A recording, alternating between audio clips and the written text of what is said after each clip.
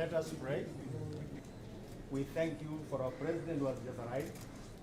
And Lord, we thank you even for his wanting and desiring to lead this nation in paying tribute to a president who walked before him. We thank you for his presence. We thank you for everybody present in this gathering. Father, we pray that the peace of God will reign over them, even as the peace of God reigns over our President, His Excellency Uhuru Kenyatta. We want to pray for the government. We pray for everybody in Kenya that this moment of grieving and mourning, that Lord, the Holy Spirit will take charge and lead us and give us the comfort of God. Father, we thank you, we bless your name. In Jesus' name we pray and believe. Amen.